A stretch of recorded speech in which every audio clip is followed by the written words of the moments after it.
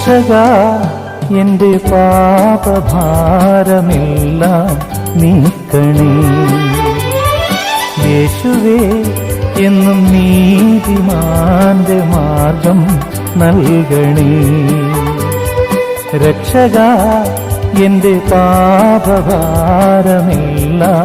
നീക്കണേ. യേശുവേ എന്നും നീതിമാന്റെ മാർഗം നൽകണേ.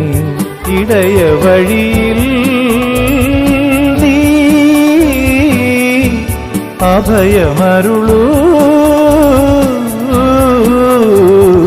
രക്ഷക എന്റെ പാപഭാരമെല്ലാം